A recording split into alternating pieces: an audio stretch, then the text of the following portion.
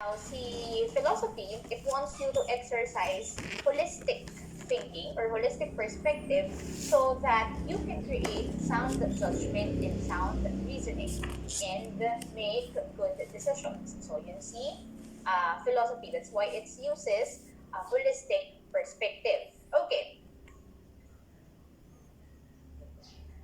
enter lang. Okay, now I have this simple thought here. So it's all the same with your explanation.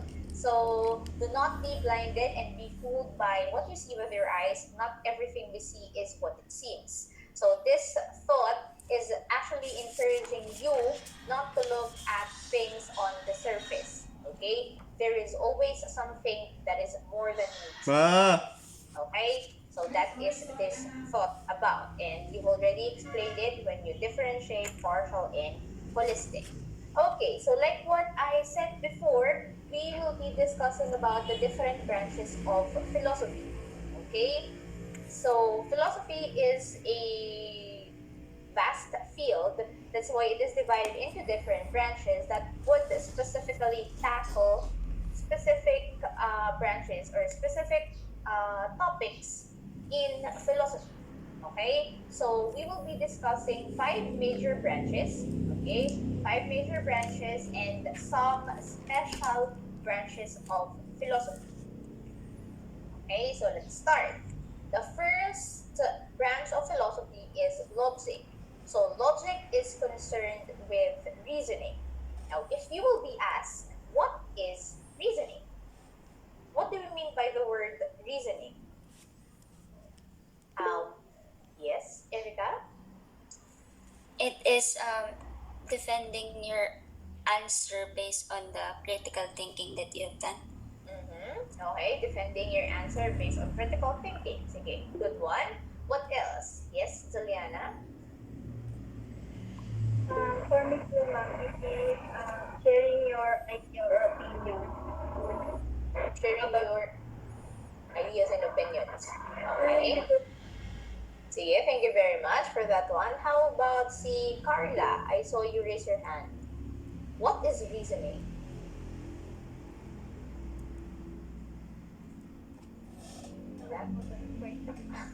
Okay, sige, thank you. Yes, Miss Mayari?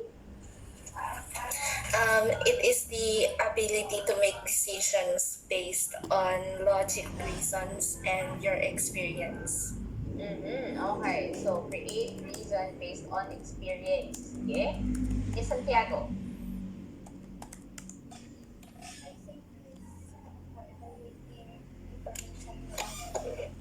Evaluating information in a rational way. Okay. So, pag sinabi nating reasoning, sige, Juliana, do you want to add something? Sorry. Ano po, ma'am? Parang ito po yung pagkakaintindi. Binibigyan niyo po siya ng result based sa pagkakaintindi po sa isang particular Okay, so sige. When you talk about reasoning, it's like justifying an argument. Okay? So it's like you're giving justification into an argument about a topic. So kapag si logic, since it deals about reasoning, it does not focuses or it does not care about the truth that you know. It does not care about what you know. What it cares about is if your reason are valid, if your arguments are sensible, if it is reasonable and sensible. So yun si logic. Okay? So, let's say for example, pag sinabi natin na sensible ang iyong reasoning, what does it mean to be sensible? So, ulit, si logic, di ba, nag-deal siya with reasoning. Reasoning that are sensible. Arguments that are sensible and valid. What do you mean by sensible reason? Yes, Miss Ligaspi? Something na talagang pwede pong mangyari sa possibility. Something that's possible to happen. Okay. Yes, Miss Marasigan. Sensible reasoning is when there is a sense in your reason based on the topic given. There is a sense. I have a question for you. Ano ba yung sense? when it is connected to what is being asked. Okay. So, di ba, most of the time, sasabihin natin, kapag, whenever someone is trying to give a reason or whenever something is giving justification about an argument, if it is, or if it conveys what it intends to convey, sasabihin natin, oh, that makes sense. Pero, if the argument, if the reason, or the justification is not conveying what it wants to convey, sasabihin natin, it doesn't make sense. Kasi, that is what you mean by sensible reason. Kailangan, maiparating mo kung ano yung gusto mong iparating. That is logic. Okay? So, kailangan daw, whenever you are giving reason, okay, or justification over something, over an argument, kailangan ang argument mo ay valid. It has to make sense. Okay? So, let's say for example, gagawa ka ng isang bagay, tapos yung ibinigay mong justification, ibinigay mong reason, hindi naiintindihan ng lahat. So, ibig sabihin, wala siyang sense. Hindi siya connected sa kung ano ang ipinaglalaban mo. Kung ano-ano yung sinasabi mo, hindi naman konektado. So, it will not make sense. So, hindi mo siya pwedeng i-categorize as logical reasoning. Okay? So, yun si logic. Naiintindihan po? Okay po? Are we okay with logic? Okay. Next one is metaphysics. Okay? So metaphysics is the second branch of philosophy that deals with reality in existence. Okay? So why do you think is philosophy concerned with reality? Diba, last time na nagbigay kayo ng meaning ng philosophy, palaging philosophy is about knowledge, it's about reality, it's about reasoning. So why do you think is philosophy concerned with reality? What is reality? Sige, Erica, why is it concerned with reality? Because human minds are complex to ask questions about different situations we are in, so that philosophy focuses on answering these critical questions we have in mind. Okay, thank you very much for that one. Any other idea? Yes, Sonalyn. Because it seeks to understand the nature of reality or truth by understanding the structure of our universe that is through philosophy. Okay, sige. Thank you very much for that one. So, see, reality kids, you may or may not notice or you may or may not accept this, but reality is different based on your own perspective. Tama? Tayo ay magkakaiba ng reality. We have different ideas on what reality is, what is the acceptable reality. Okay? So, siya si metaphysics. That's why philosophy deals with it. Kasi nga, human minds are so complex that we have different reality. So, sa metaphysics, okay, in metaphysics, you will be asked, what is reality? Alin ba yung totoo? Okay? Alin ang hindi totoo? Why does reality exist? What is the acceptable reality? What is unacceptable reality? And how does this reality exist? So, yun yung mga questions sa metaphysics. Okay? Now, kapag sa metaphysics, you will be given, let's say for example, one acceptable reality. But, why is that reality acceptable for others? Why is it not acceptable? Paano nagkaroon ng ganong klase ng realidad? Bakit nag-exist ang ganitong klase ng reality? So, yun si metaphysics. Metaphysics, in addition, assumes that si reality daw that we see with our eyes, it is something temporary, that there is something deeper, that there is a reality deeper that is existing beyond what human can perceive. So yun si metaphysics. It deals with yung existence na ng reality na iniisip natin na ito na yung totoo pero hindi pa pala. There is something deeper into it. So yun si metaphysics. Okay? Naiintindihan po ba? most of the times, or there are some times wherein reality and existence is different when it comes to other people. Halimbawa, si metaphysics, sasabihin niya na yung existence ng ganitong bagay. Bakit nag-exist ng ganitong bagay? Pero, in other person, hindi naman siya nag-exist. So, bakit? Bakit pa iba-iba ng reality? So, what is it for human? Bakit kailangan natin mag-dive into that? So, yun si metaphysics. Okay? For example, have you seen WandaVision? Napanood niyo na si WandaVision. Are you familiar with Wanda ng MCU? As in, ng Marvel Comics universe? Familiar kayo? Yes po. Okay, so if you're familiar with WandaVision, kasi WandaVision, di ba, si Wanda, since she is a very powerful witch, she was able to create a reality of her own. Tama? It's something that is more than meets the eye. So when she started the hex dun sa reality na ginawa niya, the people on the surface, they will be seeing an endless road. Pero, hindi talaga sila makakapasok dun sa road na yun. It's just that their mind is telling them na ito yung totoo, merong daan dito. But, at the same time, hindi mo mapasok yun. Okay? So, yun si reality as si existence. Parang ganun si metaphysics. Okay? There are some things that you may think is real, okay? You may accept is real, but it's just on the surface. There is something deeper to it na yun pala yung totoong reality. Yun pala yung totoong nag-exist. Okay? Which is very much different to what you know is real and to what you know is existing. Okay?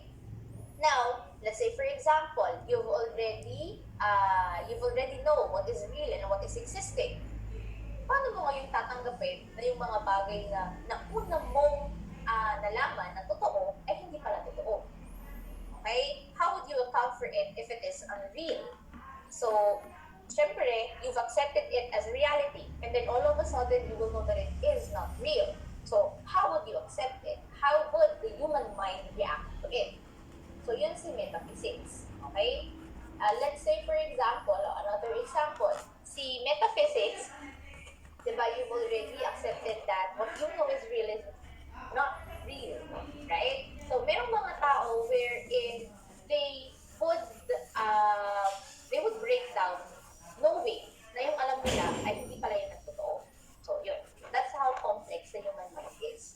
So, meron siyang sariling branch sa philosophy, and that is metaphysics. Okay? Questions with metaphysics? Okay tayo with reality and existence? Okay. So, the next branch would be epistemology. So, epistemology deals with knowledge and knowing. So, you already know that, or most of you said that philosophy has something to do with knowledge. Okay? So, the branch of philosophy dealing with knowledge and knowing is actually epistemology. Okay? So, si epistemology, as you can see, it deals with how do you know what you know? Okay? How do you know what you know? What else? What do I know? How do I know what I know? And what are the limitations of the things that I know? Yun yung 3 questions in epistemology. Okay? Ano ba yung mga alam ko? Paano ko ba nalaman yung alam ko? Hanggang saan yung alam ko? Yung si epistemology. Okay? So, also in epistemology, you will tackle on the differences between truth and false. Alin ang totoo, alin ang hindi sa mga bagay na alam ko. Si epistemology will be redirected into metaphysics. So, konektado silang dalawa. Since you are dealing with knowledge, and in knowledge, there is limitation. So, may limitation. You will be asking yourself on what is real. Alin ang totoo, alin ang hindi. Kaya papasok si metaphysics. So, yun. So, connected silang dalawa. Si epistemology actually has 3 branches. So, meron ng branches si epistemology. The first one is belief. The second one is truth. The second one is the justification. Okay? So, si epistemology, let's say for example, the first one is belief. Okay? First one is belief. Let's say for example, si Harley. Si Harley ay alam ni Harley na merong, tawag dito, alam ni Harley na merong mga libro. Let's say, for example, si Erica, merong mga comics si Erica. Yun ang alam ni Harley. So, the first one would be belief. So, yun nga, naniniwala si Harley na may mga comics si Erica. The second one is the truth. Paano malalaman ni Harley na totoo yung kanyang pinaniniwalaan? How do you think would Harley know na totoo yung pinaniniwalaan niya? So, belief, truth. Ano ang katotohanan? For example kayo, paano nyo mapapatunayan na meron niyang mga comics si Erica? Yes, Miss Legaspi. We can ask them po, or we can just see if nagbabasa talaga sila. So, kung nagbabasa talaga sila, okay? Sige, paano pa? Paano nyo pa malalaman na totoo nga na may comics si Erica? So, syempre, pinaniniwalaan ni Harvey yun. Paano niya mapapatunayan? Yes, Reyes. Ako po, ma'am. Yes, Argaz, Reyes. Ano po, tatanungin po si Erica. Tatanungin si Erica. Okay, so kailangan ng confirmation. Tama? Para magkaroon ng katotohanan. Yun ba? Yes. Okay, sige. How about you, Santiago? Say. Mag-a-ask po ako ng mga suggestion niyo po. Okay, so there will also be a confirmation. Okay. So yun. Sige, thank you very much. How about you, Juliana? Kapag po nakita ko po mismo sa mga mata ko na nagbabasa po sa Erica, and then mag-ask po ako for recommendations. Okay, sige, thank you very much for that one. So yun. So, di ba, alam natin, or alam ni Harley na merong mga comics si Erica. Paano niya mapapatunayan? The truth will be, let's say for example, nag-pass by tayo Erica, nakita mo siya na nagbabasa. Okay? That will be the truth. Okay? Na meron talaga siyang mga books. The third one will be the justification. Justification of what you know based on the truth, based on the belief in the truth. Okay? So, dun sa justification, magkakaroon ka na ng, or pwede mo nang tanungin si Erica kung meron talaga siyang mga comics kasi nakita mo nga siya kung nagbabasa. Okay? Therefore, pwede mo i-conclude na may comics siya. So, yun yung epistemology. You will start with the belief, you will find something to confirm it, yun yung magiging truth, and lastly, i-justify mo siya based on the belief in the truth that you have. So that is epistemology. Okay? That is how you know what you know. Understood po? After that, yun na, remember that knowledge has limitations. So after ng limitation na yun, dun papasok si reality ng metaphysics. Okay? Clear po tayo with epistemology? Yes? Yes po. Okay. Let's move on to the next branch, which is aesthetics. Okay? So aesthetics deals with beauty. You and your generation always use the word aesthetics. What is aesthetics for the younger generation? Those people who are using the word aesthetics, ano ang aesthetics? Base sa gamit nyo. Yes, Francesca. Visually pleasing po. Visually pleasing. Okay, thank you. Prince Joshua? Same lang. Okay. Ano pa? Sino yung mga madalas gumagamit ng salitang aesthetics? So, visually pleasing. Ano pa? Yes, Miss Mayari? Ano po, pwede po siyang gamitin sa mga clothes, kapag maganda po yung mga clothes, or sa mga arts, style ng arts, pag express po ng feelings niyo. Okay, thank you very much. So, for fashion and for arts, okay? Si JC.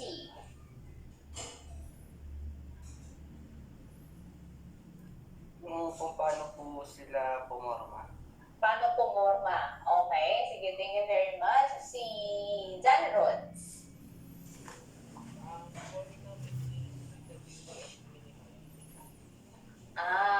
Okay.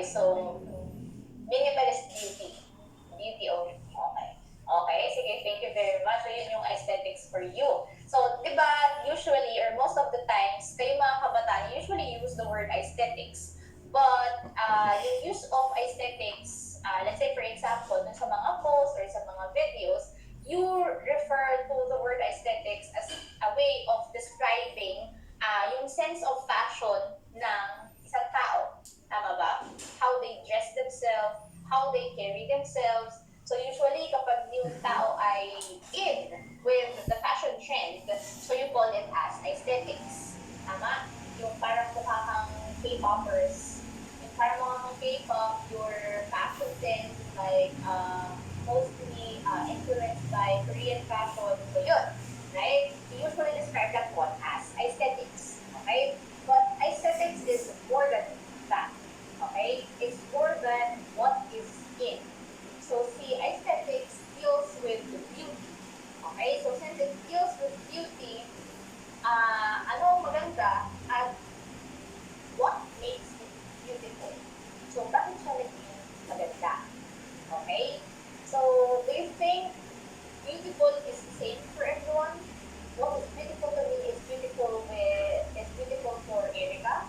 What is beautiful for Erica is beautiful for Harley. O yung maganda ba kay Harley ay maganda para kay Joshua? So, yes or no? Pare-pareho ba tayo ng idea sa kung ano ang maganda? Yes, Joshua. No po, ma'am. Iba-iba po yung standard po namin. Okay, iba-iba ang standard. Okay? Sige, ano pa? Yes, Juliana?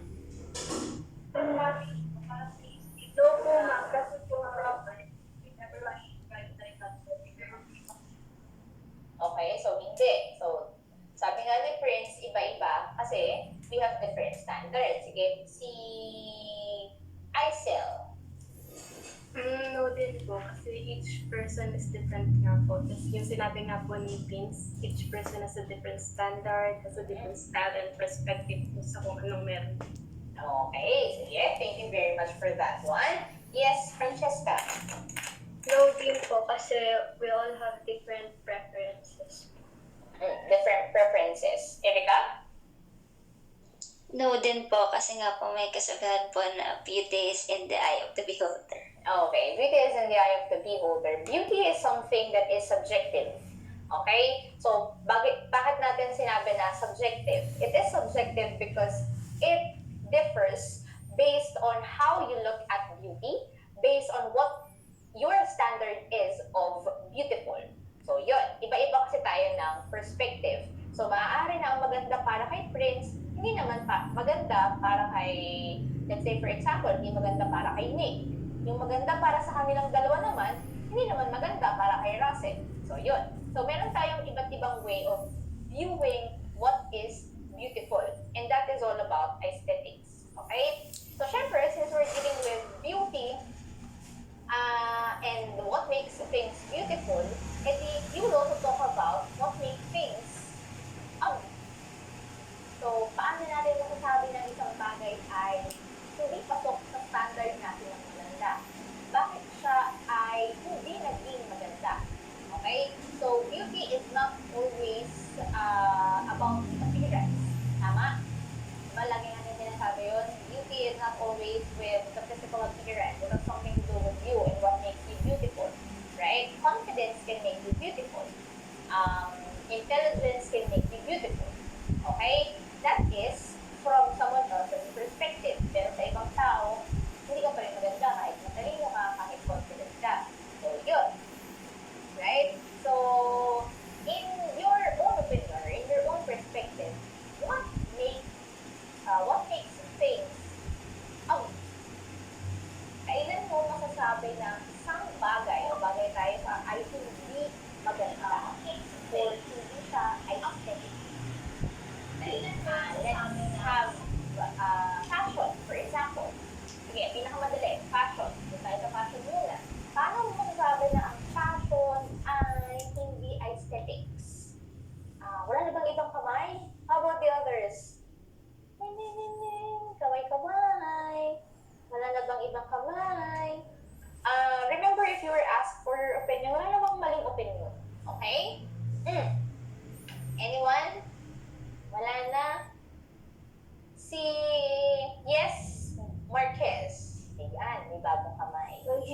siya pasok sa trend. Pag hindi pasok sa trend, hindi na siya maganda. Okay? Sige, thank you very much for that one. Paano kung pasok sa trend, pero hindi naman bagay sa akin? Aesthetic pa rin ba ako? Kahit in ako, tapos hindi naman bagay sa akin? So, ano pa? Other hands, wala nang ibang kamay. Si Eric, ikaw Eric, Mr. Panganiban. For you, what makes something not beautiful? When it comes to, fashion. Kailan mo masasabi na ang fashion ay hindi maganda?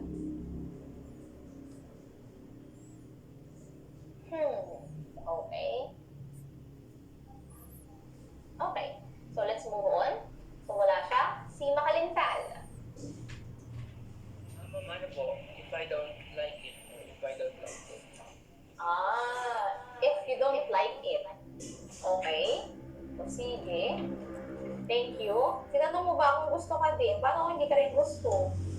Okay. So, ano pa? Yes, Miss Legaspi.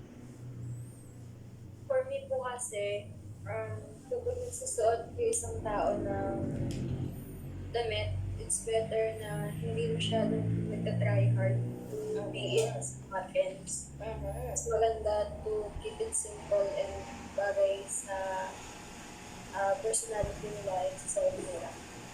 Okay. Something that would represent you and your personality. So, doon ka. Okay. What else? Sige, si Jerry. Okay. Nagkatipid ka po sa makakawa.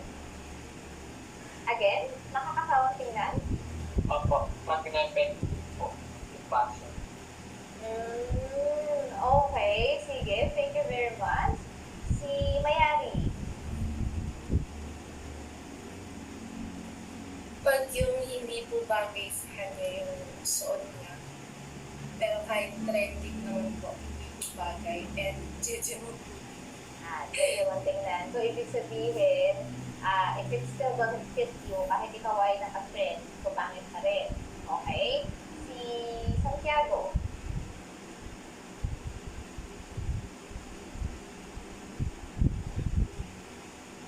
Si Santiago?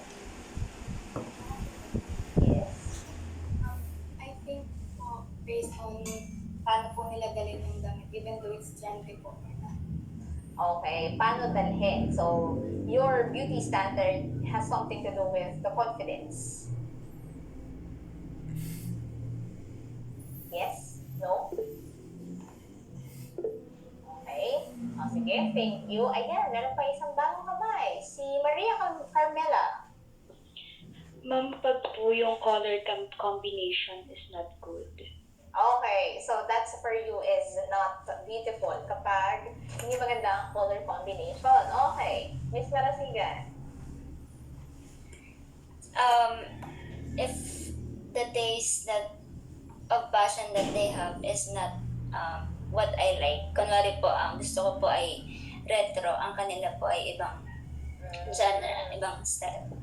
Okay, so ito naman ay based on your own preference. So kung hindi kayo magkatulad ng preference, you won't actually look at it as something that's aesthetics. Okay, so pwede. Thank you very much for that one. So yes, it's okay. What makes thing beautiful is the same thing that makes it ugly.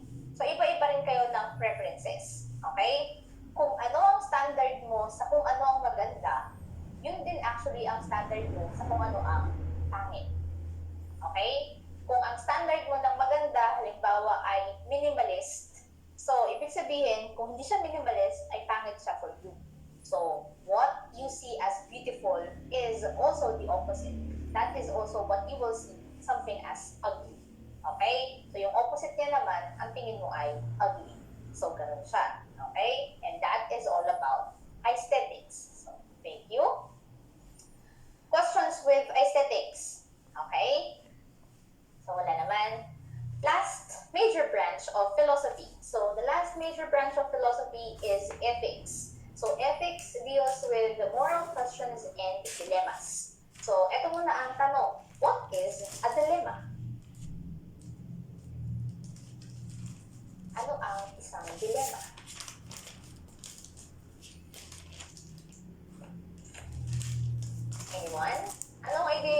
dilemma. Ano ba yung dilemma? Yes, Joshua. Ano po, isa po siyang situation kung saan po nahihirapan po yung mag-decide. Okay, very good. So when you say dilemma, dilemma is a tough choice. Okay? Ito ay it's a situation where you find it hard to choose. Okay? Yes, Miss Juliana? It has something to do po with making decision with one or more options po. Okay. Decision, making a decision. Okay, sige, with one or more option. Okay, ngayon, ang isang dilemma is like what you said, it is a tough choice. It's making a choice between two options. Now, bakit siya mahirap? Ipipili ka lang naman between the two. Kasi, it is hard because it has something to do with the moral standard. Ano ang acceptable at ano ang hindi acceptable. So, earlier, meron nagbigay ng isang example about dilemma. Okay? So, which is a very good example. So, yung example niya ng dilemma, hindi niya raw kasi ma-explain kung ano si dilemma. So, nagbigay na lang siya ng example. So, yung dilemma is that your family is riding on a truck. And then, there is supposed to be an accident. So, dun sa aksidente, it will involve a truck and a train. Pwede ka lang pumili ng isang ililigtas. Okay? So, ngayon, ang family mo ay nasa loob ng truck. At maraming tao naman ang nasa loob ng train. Okay? Now, the option or the question would be, who would you choose to save? The truck or the train? So, yun yung example niya ng dilemma. Which is good. Okay? So, doon papasok ang sunod na tanong. So, sino ang pipiliin nyo? Anyone. Who would you choose? The truck with your family or the train with a lot of people? It's a tough choice, but you have to choose one only. Sige, Juliana, ikaw, sino ang pipiliin mo? Family po, ma'am. Okay, so you'll be choosing the truck. Okay, how about the others? Sino ang pipiliin ng iba? Hanap tayo ng iba. Sino pa ba? Si Mr. Makalintad. Sino ang pipiliin mo? Family din po. Family also. Okay, sige. Thank you very much. So, I won't ask kung bakit yung family kasi it's given. It's your family. You love them, so you will choose them. Right? Si Matalog, how about you? JC, sino ang pipiliin mo? Family din. Family din. Okay. Miss Legaspi, how about you? Who would you choose? Yung train po. Okay, so that's a different answer. So, pipiliin mo ang tren. Okay? Okay? Miss Marasigan, how about you? Sino ang pipiliin mo? Family po. Family. Dahil may connection po sa family. Okay, so you have connection with them. So, since walang connection sa train, so si family tayo. Yes, Monica, Family po. family. Si Quincy, sino pipiliin mo? Ano po, depende po sa situation ko ano yung mas madaling iligtas po or bigyan ng help. Walang depende sa sitwasyon. Okay? Walang depende sa sitwasyon. It's just a choice between the train and the truck. Both of them are easy to save, okay, based on the situation. Pero yun nga lang, isa lang talaga ang pwede mong isalba. So, sino? Family po. Family. Okay? Remember this, kids, when you are facing choices or options, don't answer with, it depends. Okay? You have to make a choice. Kasi kaya nga yung may option. Okay? So, sige. Si Carla. How about you, Carla? Yung nasa train po. You have a train. Okay? Thank you. So, we have 2 trains and majority, maybe 6 na family. Sige, Mayari. How about you? Kung hindi po ako pipiliin ko po yung dalawa.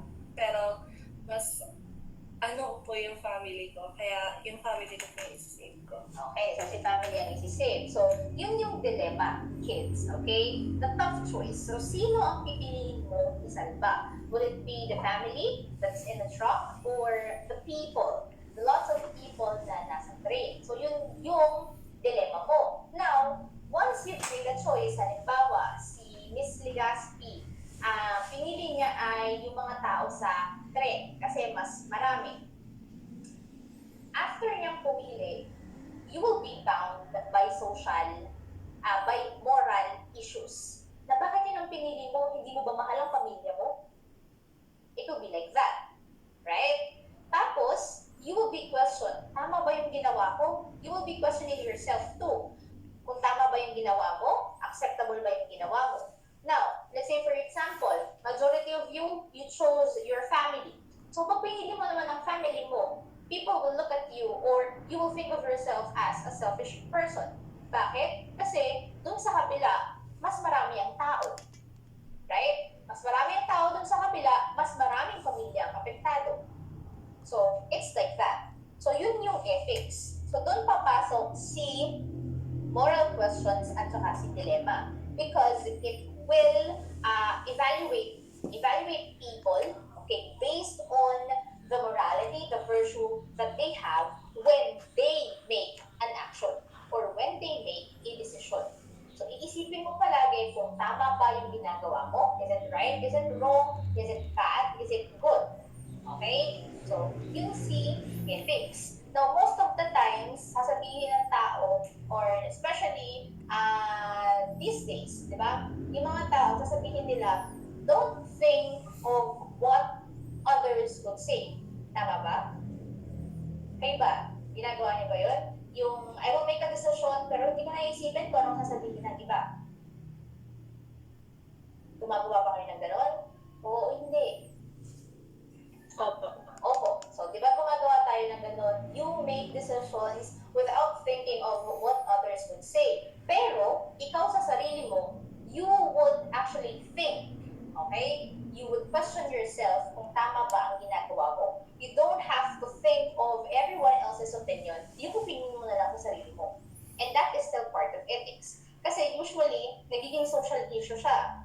Right? Yung kung tama ba o mali. Especially kapag binroadcast siya. But if it is just within yourself, ikaw lang mismo ang question sa iyong moral virtues. Right? Ikaw lang mismo ang question sa sarili mo. So, that is all part of ethics. Naiintindihan po? Okay po ba tayo with ethics? So, again, ethics, moral questions, and dilemmas. So, you will be questioning yourself and the society if it is wrong or right, if it is bad or good. So, yung si ethics. Okay. So, those are the 5 major branches of philosophy. You have logic, you have metaphysics, epistemology, aesthetics, and ethics. Now, like what I said, there are special branches of philosophy. Okay? Now, special branches of philosophy deals with other areas that is still bound to philosophy. So, example is philosophy of science, state, politics, law, language, and others. Now, there is one philosophy that concerns everyone, and that is the philosophy of man. Okay, are you familiar with philosophy of man? Philosophy ng tao. So, in philosophy of man, okay, philosophy of man seeks to know the truth about a human person. Okay, so ano ba ang totoo sa isang tao? Hindi, it's not always about what reality is, okay?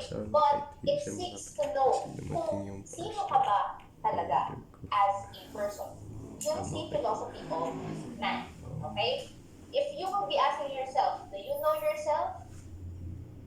Kilala ba natin ang sarili natin? Yes or no? Do you know yourself?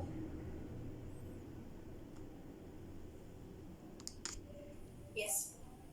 Yes. Wow, very confident. Kilala ang kanilang sarili. Okay. So, si philosophy of man, okay, it wants you to know the truth about the human person. So, kung sino ka ba talaga, okay? Bakit mo ginagawa yung mga ginagawa mo? Bakit yun ang mga naiisip mo? Okay? Bakit ito ang totoo para sa'yo? That is philosophy of man. Am I understood po? So, in philosophy of man, you will be using all the other branches of philosophy. So, gagamit ka ng reasoning, gagamit ka ng knowledge, gagamit ka ng reality, gagamit ka ng beauty, gagamit ka ng moral and values. Okay? So, yun si philosophy of man. Okay po? Because in other areas, in other special branches of philosophy, let's say for example, law and politics, most of the times, ang gagamitin mo lang sa kanya ay reasoning and metaphysics. Okay? Pero, in the philosophy of man, you will be using all of it. Kasi, that's what makes you a man. That's what makes you a person. Okay po? Excuse me. Am I understood? Kids? Question? Yes po.